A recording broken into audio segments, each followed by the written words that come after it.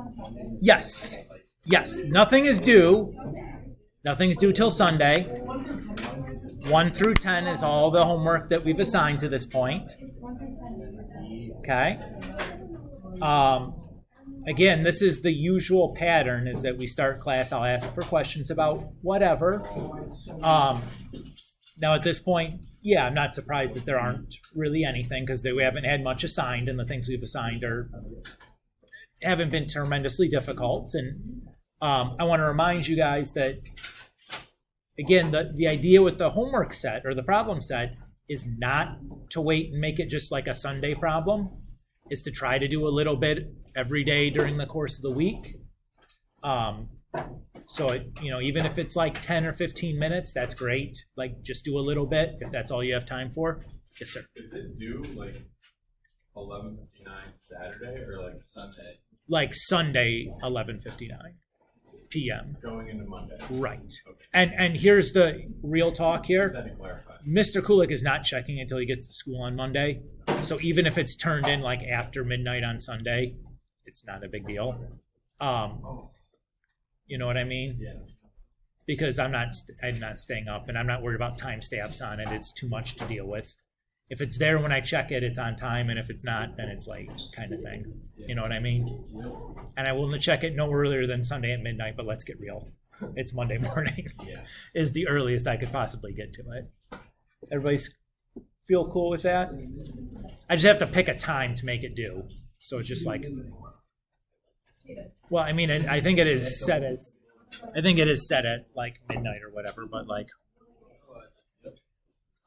he was asking because he wasn't sure if like Sunday midnight meant like 12 a.m. is the start of Sunday, or is 12 a.m. like the end of Sunday, was his confusion. Yeah.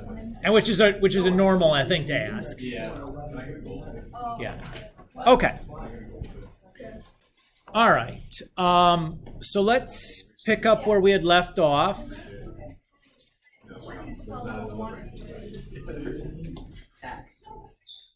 So we had, yes, sir. I do have a question on that. Oh, sure. What's up?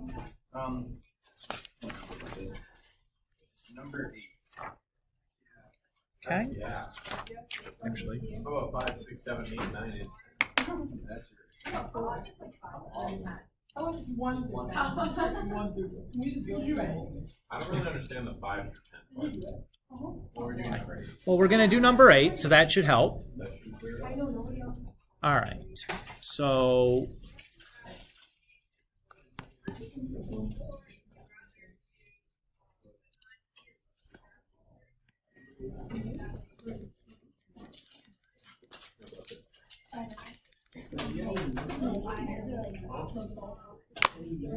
Yeah.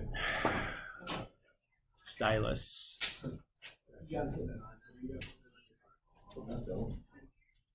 All right.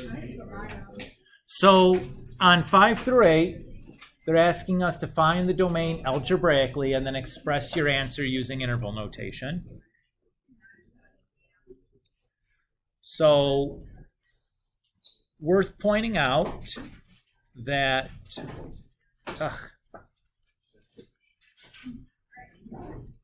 it's like the one where like you don't have to be touching the thing anymore and it's starting to write. Does that, you guys, yeah. Use this one. I mean, I'm going to give it one more try and then I'm going to say yes, but thank you.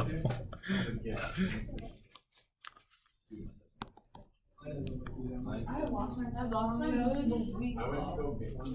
And this was in Really? Where did you get one? the bookstore for $30. 30? You could probably find one on Amazon that's compatible with your tablet for much less than that, but they have what they have, kind of thing. All right. So what yeah, okay, good. So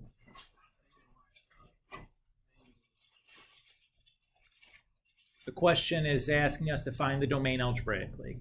When we're looking for the domain, I'm looking to see if there's one of these or any of these operations going on in our function. I'm looking to see if I have division, a square root, or a log. We won't see any logs in the homework. You guys didn't talk about them last year, so won't see any of that. Do we see division or square root going on here? Division. Okay. What part of division do I have to worry about? Dividing by 0, right? So the denominator. So I'm going to worry about that piece. So I know the denominator cannot equal 0. So what kind of an equation do I have that I'm solving here?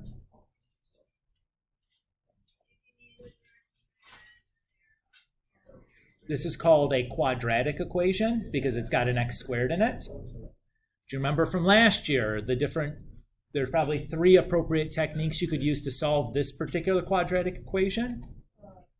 You could use,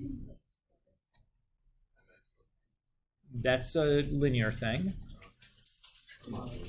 You could use factoring. You could use the quadratic formula. Or in this case, because there's no bx term here, you could solve this directly and just use a square root. Everybody's okay with that? This particular one, what would I do? I would just solve this directly. So I'm going to add 1 to both sides and then square root both sides. Everybody's cool with that? Yes. The rest of those are a little bit of overkill.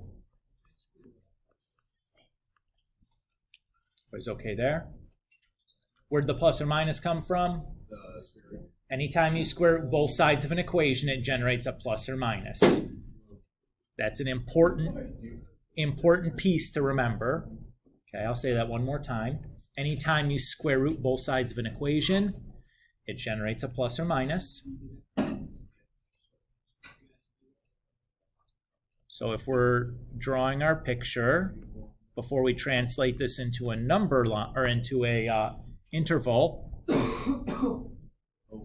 we'd have open circle at -1, arrows pointing both ways, open circle at +1, arrows pointing both ways.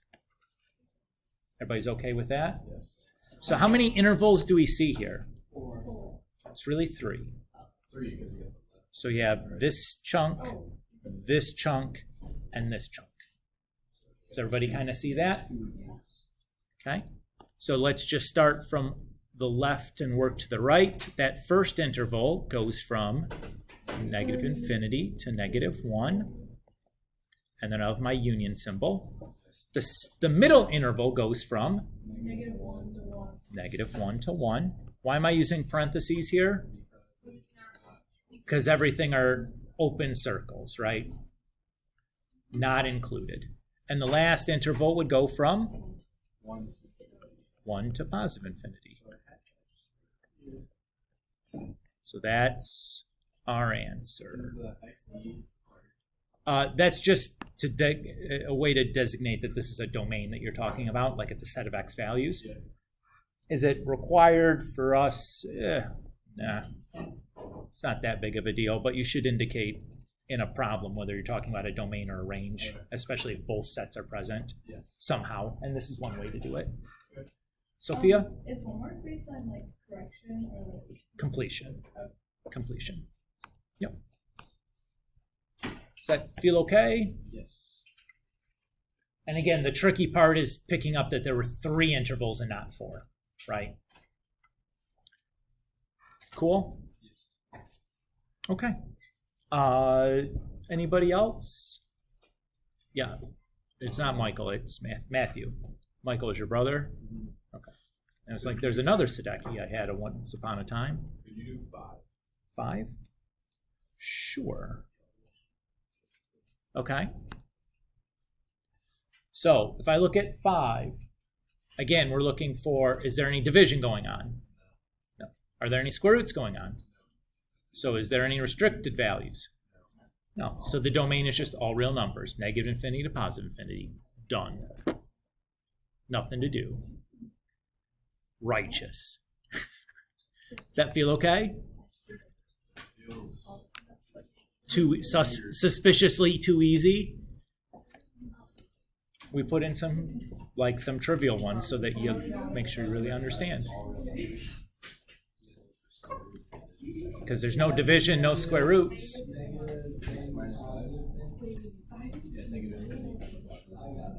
Yep. Cool. All right. Yeah, so the way you write that, you write it like that, right? Well, it says using interval notation. So that's the interval way you'd say all real numbers. Writing it still means the same, in words means the same thing, but didn't follow the directions. Okay. Emma. Sure, so 10 has two things going on, right? We have a division and we have square rooting. Everybody's okay with that? So if I take the denominator, I would set it not equal to 0, and I'd have the stuff under the square root has to be greater than or equal to 0. Is that okay? So I have the stuff under the square root has to be non-negative, and then I have the denominator has to be not equal to 0. Okay?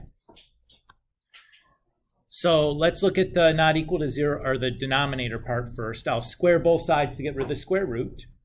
Now 0 squared is still just 0, right? And I notice something now. I notice that this part is the same. They're both x by themselves. Do you guys see that? So I'm just going to combine these two things together. If I take greater than or equal to 0 and combine it with not equal to 0, what would that turn into? Just greater than 0, right? If it can't equal 0 and you had greater than or equal to 0, I can't have the equal part anymore, just greater than 0. Does that feel okay? And then we can write our interval from here. And that should be, we've done the tricky part, right? So open circle, going to the right. So 0 to positive infinity. And we're done. Is that cool?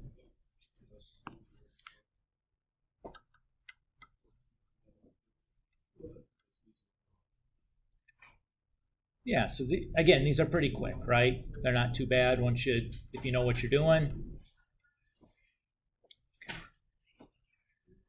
Okay. Let's finish out 1.2 then today. Last time we had talked about domains. Today we're going to talk about ranges. Now,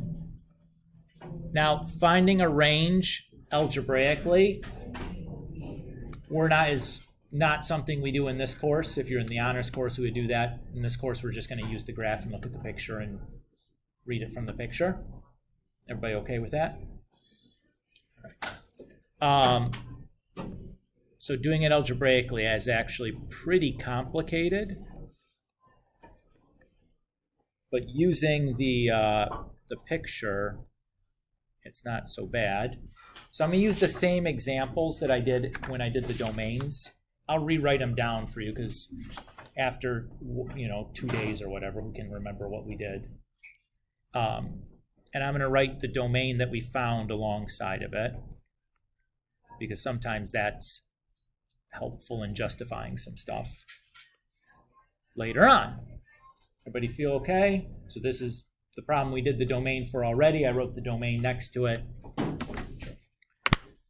So to figure out the range, what the range is talking about, which coordinate, the x or the y coordinate. So what I'm going to do is I'm going to graph the function on my calculator.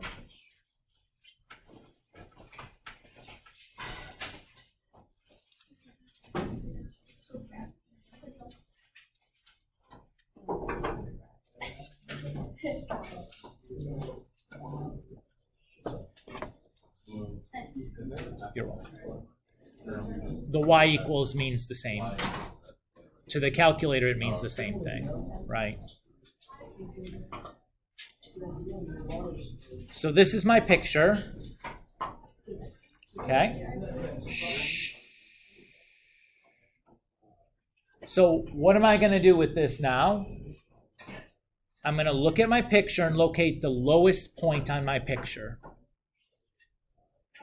that looks like this point here. Everybody agree with that? Yes. That's the lowest point on my picture.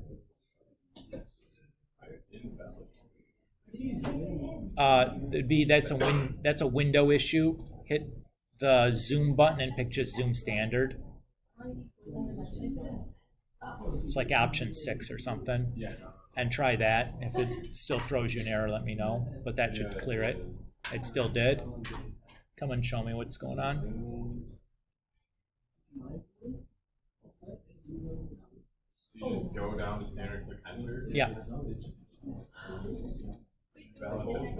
Oh, okay. So the issue here is, Matt, go look at your y equals screen, and one of these plot 1, 2, or 3s is going to be highlighted. Just unhighlight it, and then pick graph, and you should be good.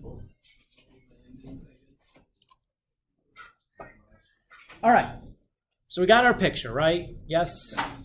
Those of you that are following along, we good now? Yeah. All right.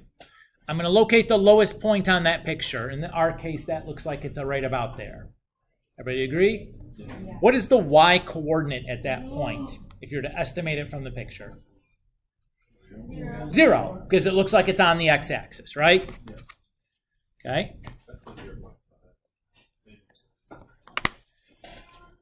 And then if I look at the highest point on the graph, where's the highest point going to be? Well, what's going on here? It's going upward. It's going on forever, right? So positive infinity, right? Yep. Okay. Now, this piece, are you suspicious of whether we're right or not in guessing that? Because we're just kind of read it off the picture without actually finding it. What can I do? I can plug in that value from the domain, that first value from my domain, and see if it matches up with the first y coordinate that I read off the graph. You guys okay with that? Oh. So if I do f of 4, 4 minus 4 is 0, the square root of 0 is 0, 2 times 0 is 0. So that looks pretty good. Everybody happy with what we did there to check? Now, should I be using a bracket or parenthesis on the 0? Bracket. Well, it's going to be tough to tell that looking at the picture, but because that y coordinate comes from the 4, if 4 was included, its y coordinate also has to be included. Or if 4 wasn't included, its y coordinate also couldn't be included. Yes, sir. So how do you know if you don't have the domain? It's a bracket. That's why the range is harder. Because you kind of need the domain. Got it. Kind of need the domain first. Does that feel okay? So we have to find the domain in order to find the range, or can we just find the range? You can find the range without the domain, but you have to check to see, if I plug 0 in for f of x, can I solve that and get an x value? You have to check that then. Sophia, How do you know on the graph if 0 and 4 is if 0 and 4 is what? like you said, because like the 4 and 0 were included, it was a bracket. But how could we tell that from the graph? You couldn't. I could tell that 4 was included because of the domain that was given to us at the start. Oh, And if 4 is included, its y coordinate has to be included. So all I had to do was check to see if the 0 matched when I plugged 4 in. It did, so 0 is correct. And because 4 was included, 0 has to be included too, because that's the y value that pairs with it. Right? If I can plug 4 in, whatever comes out also has to be included, right? That has to be part of what we got. Does that feel okay? All right, let's do the next one then.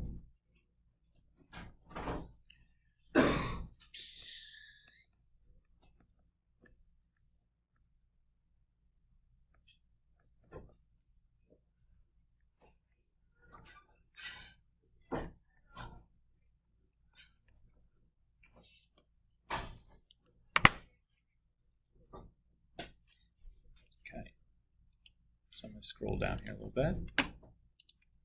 So this is one where using that fraction shortcut that I've shown you guys will be very helpful in typing this in. So again, to get that, I'm going to press alpha and then the y equals button and choose that very first option. That'll allow me to type this in exactly like it looks like on my sheet of paper. If you don't do that, you got to be real careful with your parentheses for your calculator to do what you want it to. You need an entire parenthesis around the denominator in that case. If you're typing it in just like one line without the fraction bar. I think, Boyd, you're in that scenario with your calculator where you don't have that fraction option. So you'd have to put a set of parentheses around the entire denominator for that to come out. Everybody's okay? Okay. Let's hit graph. Notice that this looks a bit different than the one we just looked at. What's different about this? Yeah, it's two parts to the graph, right? Two disconnected pieces. So we're going to find the range for one piece, and then we'll find the range for the other piece. And we're just going to union those two pieces together. Hi, Lily. Olivia Bender, come on down. You got to get out of jail free card here. That's an early dismissal form, because school is jail. Yeah. Right? It's not when we were in this class. I'm just making jokes, guys. It's not really jail. I mean, you're free to leave. You're just going to get in trouble. You know. Also kind of like jail, though. Except you're not free to leave. If you do, though, it's a lot of trouble. All right. So I'm going to look at this piece of the graph first. Everybody's okay there? Yes. Does it matter? No, but it's usually convention to write the smallest, like the smallest y values first in your it doesn't matter though, it's fine. So if I look at this piece of my graph, what's the smallest or lowest point on the graph? Yeah, it's this guy going straight down, so the smallest y coordinate is negative infinity. Yeah. Yes. Yeah. Way to go, Buzz Lightyear. You're going to be at it in a while. All right. And then if I'm still looking at this section here on the right, if I look for the highest point on the graph, well, it does go on forever, but what does it look like? Notice how the graph is like really flattening out here? It looks like I'd say it's a... Yeah, it does appear to be flattening out at a specific value. Let's look here. If I look at this, it looks like it's probably 3 that it starts flattening out at. Is everybody okay with that? So the range is the y's. So I'm finding the furthest point, and then I'm tracing over to read the y coordinate. Or the highest point and then tracing over to read the y coordinate. That looked like 3 to me.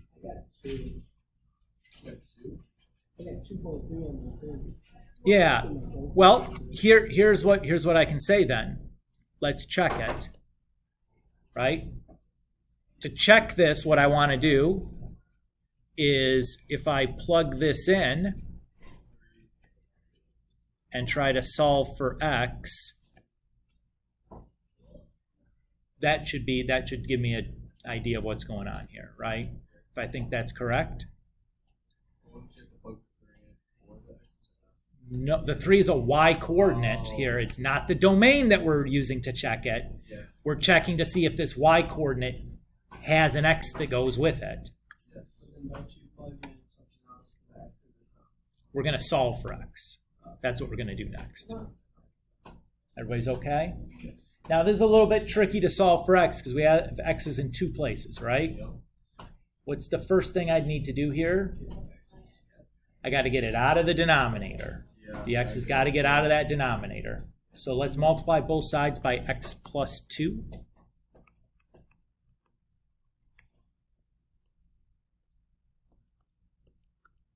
So this needs to distribute, but this one can just kind of cancel.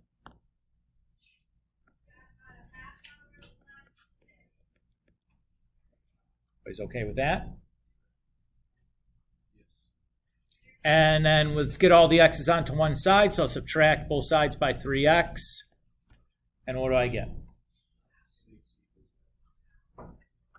6 equals 0. What does that mean?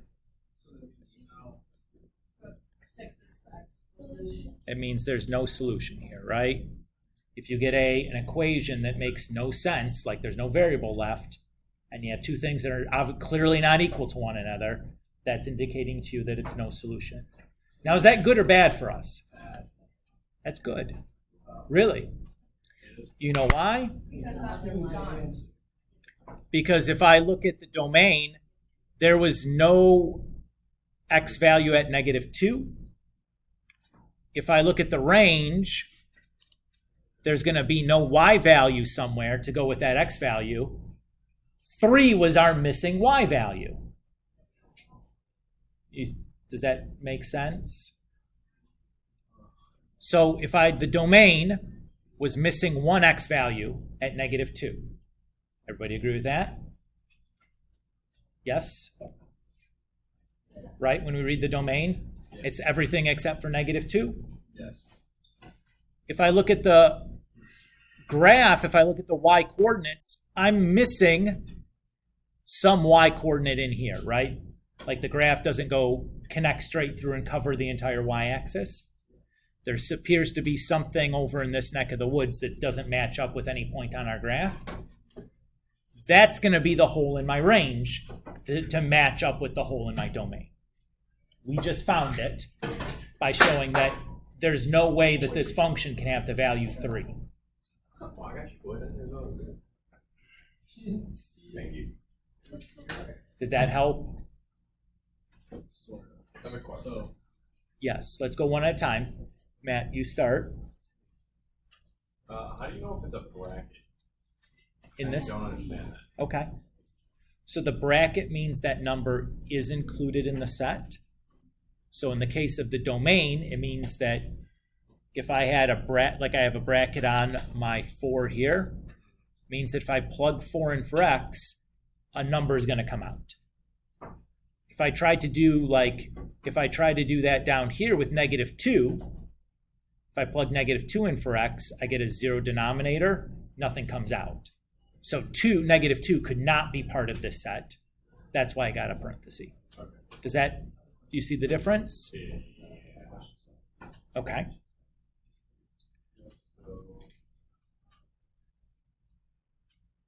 All good. Okay, Caden. I'm confused on why the no solution thing is good. So what the no solution told us is that there's no x coordinate that can give you a y coordinate of 3. It tells us that 3 is not in our range.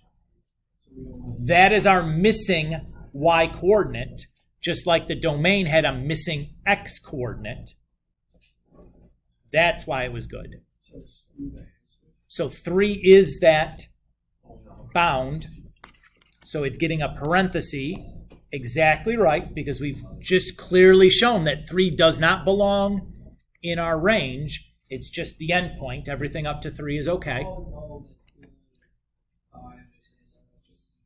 And then if I look at the other section of our graph, again, the lowest spot is this part that's flattening out. What does that look like it's flattening out at? 3.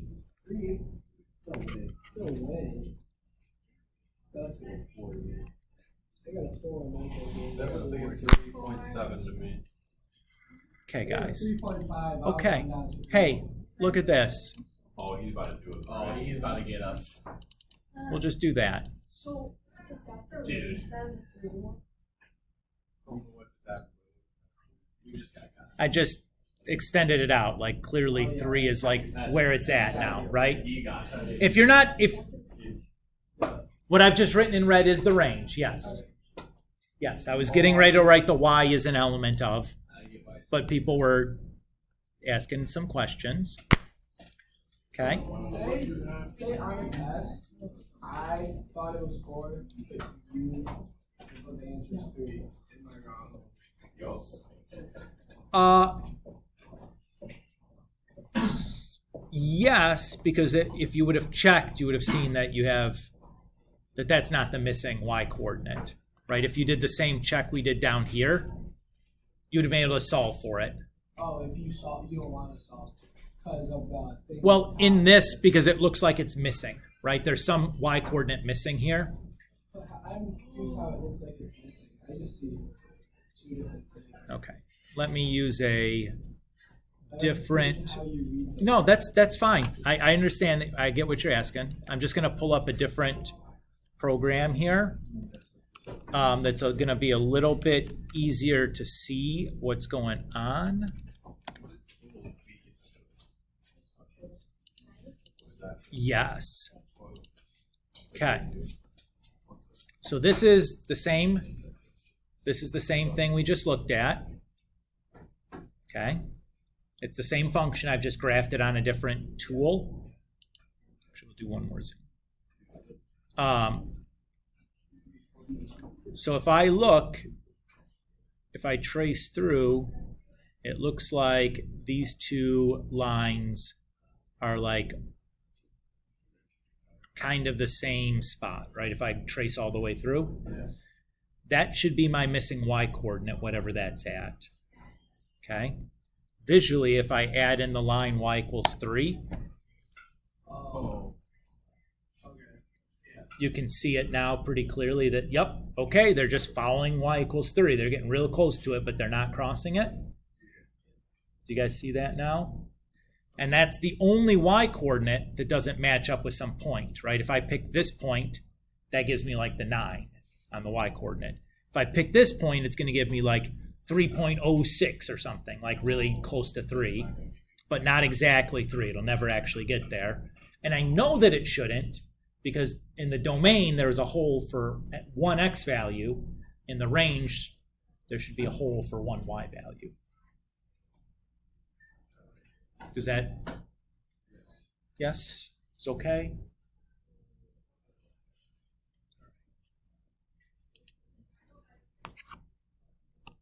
That was the trickier of the ones. But when you have like one of these that's written as a fraction, there's actually a class of functions you would have studied in Algebra 2 last year if you got farther, called a rational function, where it has one polynomial on top divided by another polynomial on the bottom. This particular class of rational functions is called a simple rational function. Every simple rational function has exactly one hole in the domain and then one hole in the range. That hole in the domain is called a vertical asymptote. It's a line that the graph approaches but never crosses, that's vertical. And then the hole in the range is the horizontal asymptote. It's a horizontal line that the graph approaches but never crosses. Again, you normally would see that in your Algebra 2 course. Obviously, like I know that didn't happen last year. But like there's the vertical at, I guess I typed in the wrong thing here, huh? This should have been a +2, I think. Yeah, anyways. Yeah. 35. Yeah. But it's still the same horizontal asymptote. I didn't screw that up. I just typed in the wrong thing. Again, because I know more math, I knew that I knew that was going to have horizontal asymptote of 3. It doesn't matter. Just by looking at the equation, I can tell.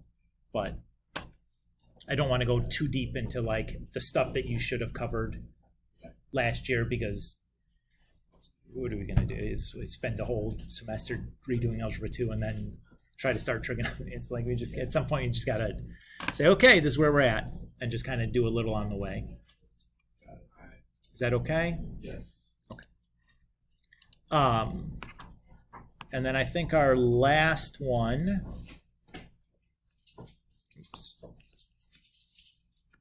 was this. No. Is it a V? Yeah. What does the V mean? Well, V of S is the volume of a cube, and S is the side length. So that's an S. Yes. That S. Yeah, To the third or five? sure. Those are all S's. To the third, though. Oh, to the third, yes. Yeah. And we said that S was, the domain for this was 0 to positive infinity.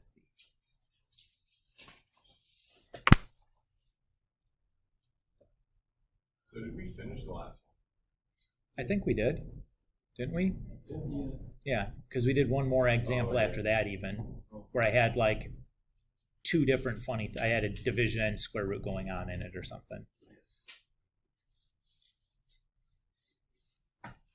So I would just start by looking at the graph.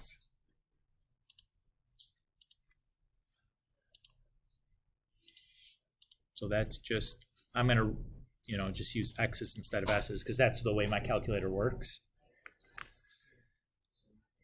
And we'll just go back and zoom standard that.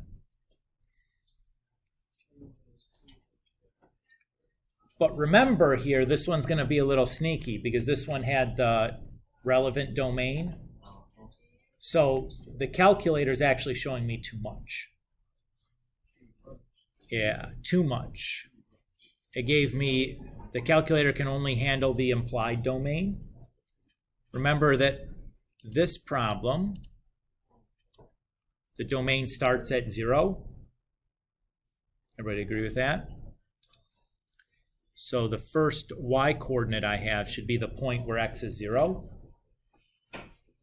Everybody okay with that? That I'm ignoring everything before this point? What is the y coordinate at this point? Appears to be 0. And the highest point from there on afterwards is positive infinity. So it appears to me that this should be 0 to positive infinity. Should the 0 get a parenthesis or a bracket? Bracket because they use it should be a parenthesis because they use a parenthesis. Yeah, I would say you'd want to use a parenthesis because the x coordinate attached to it wasn't included. So the y coordinate that would be attached to that x also should not be included. And now my pen stopped working again on me. We were doing so good for a minute there. I'm gonna throw my computer in the garbage can. Why? Because it's just not working well for me. I don't really think it's a stylus issue. I think it's a OneNote operating system issue. I say just take a punch.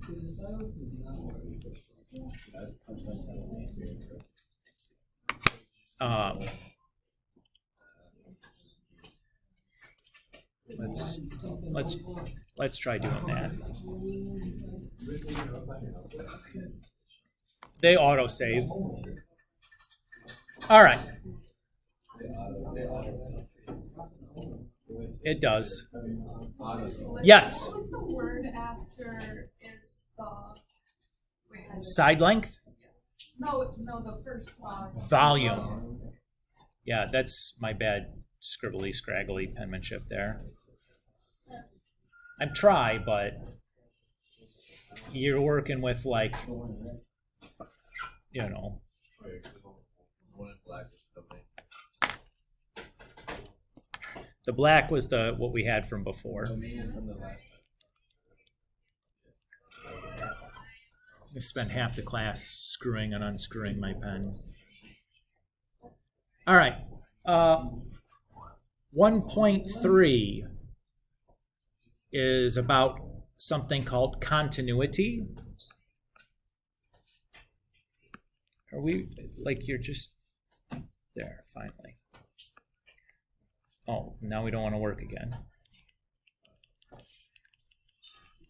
It just showed me something a second ago and I erased it. Now it doesn't want to work again.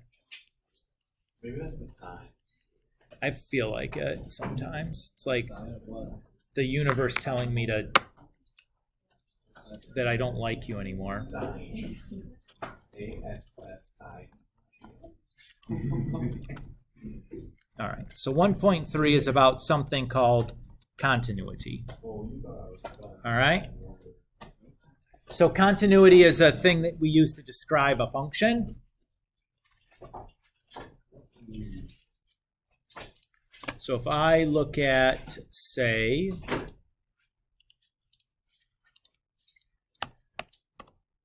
the function y equals x squared, this is an example of a continuous function because I can draw this function without having to pick up my pencil, right? I can draw it all in one continuous motion. So it's a continuity. That function is continuous, okay? Let's contrast that with what we had just looked at. This is not continuous because I would have, after I draw this piece, I have to pick up my pencil to start drawing the next piece. Everybody's okay with that? The places where you have to pick up your pencil are called discontinuities. And there are three types of discontinuities.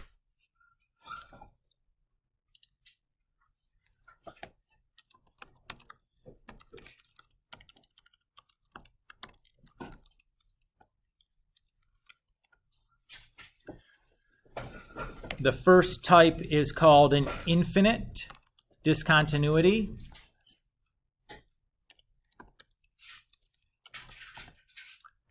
The next type is called a removable discontinuity.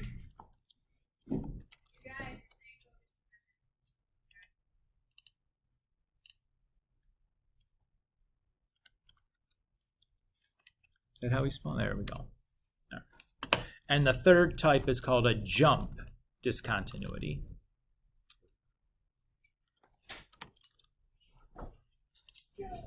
Okay. Everybody's cool with, I just had three names. Let's look at pictures to give you an example of these. Sound good? Yes. Okay. So this is an infinite discontinuity that we have here at -2, where one end of the graph is bombing off towards positive or negative infinity, or one or more ends. This is an infinite discontinuity, is what we're looking at right here. And that infinite discontinuity is happening at -2. Right? Everybody's cool? Yes. Okay, let's look at a removable discontinuity example.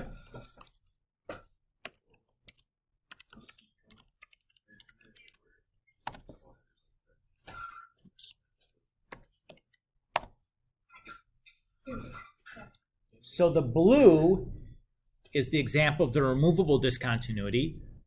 Let's zoom in, in here a little bit.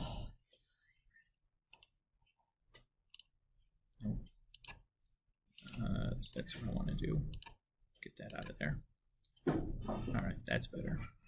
What do you notice right here on the blue? Crosses both. No, man. There's a dot. It's not a dot, though. It's a point. Open circle. That's an open circle. What does that mean? Oh, that means it. That means a bracket. means it No, doesn't go there. it's a dot. It means that there's a point missing there, right? There's just like one little point missing on my line. And that's what that has to do. That's the removable. It's almost like a point has been removed from my function. Like it's just going, there's a little hole, and then it picks up where it should have left off. So they're all Does our graph- removable. And with a removable discontinuity. So does our calculator give us that too? So your calculator, it's going to be hard to see. If we try to graph this same thing that I just looked at on our calculator, so this was the graph of x squared minus 1 over x plus 1. And we try graphing that. Looks like a straight line, right? I'm going to have to zoom that bad boy in. And I'm going to just do a custom zoom because I know what I'm looking for.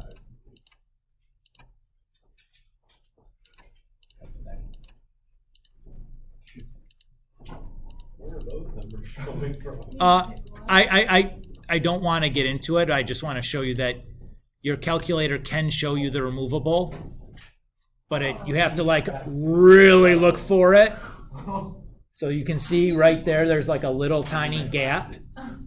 So It would be, here's the thing, it'll show it, but you got to zoom in to find it. You got to know that it's there to zoom in to find it. Okay? Yeah, there's just a little tiny gap in there. It's hard to see, but it will show it to you, but it's not going to be easy to get it to show it to you. Okay? And the third type is a jump discontinuity. Oh, let me think.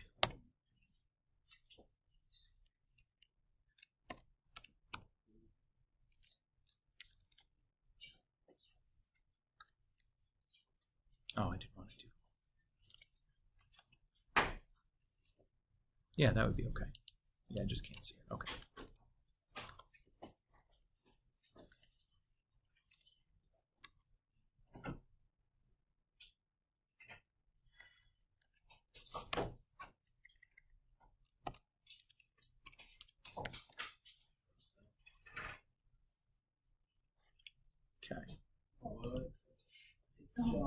Oh, it jumps over. Okay. So imagine that we have a graph like this that's the purple. So you have the graph comes along, and then it jumps and continues doing something else from a different place. So it's on the same. That's the same. It can or it might not be, but you're going to have like, does something for a while, it stops doing that, moves somewhere else and starts doing something different. So it stays on the same X value? Typically, it would stay at the same X value. It does not have to, but that's probably what you would see. What did you type in to get that? It's not a function you could type on your calculator. So here's what I would tell you guys in terms of what you need to do for this. There's no homework that corresponds to this. What I would expect you to be able to do is if I gave you the picture, like the graphs that I've drawn here on the on the screen, if I gave you the picture, you could tell me which type you're looking at and like the X coordinate of the discontinuity. So all you have to do is like read it off the graph, right? So the purple had a jump discontinuity at X equals 0, right? The blue had a removable discontinuity at X equals -1. The orange had a infinite discontinuity at -2. Like that's all I would expect you to be able to tell me. It's just looking at the picture and reading the graph. You just have to know which one is which from a picture. That's all I would ask from you guys. Everybody okay with that idea? That feels pretty fair, right? That was it for 1-3. We'll start 1-4 next time. Is there 1.2? The 1.2 homework is 11 and 12. That's the add-on that you have. So you could do up through 12. 10 is all that's due for Sunday. Up to 10 is all that's due for Sunday. 11 through 12 will go into next week's problem set because I always want to leave a day before it's due that you could ask questions in class. Okay?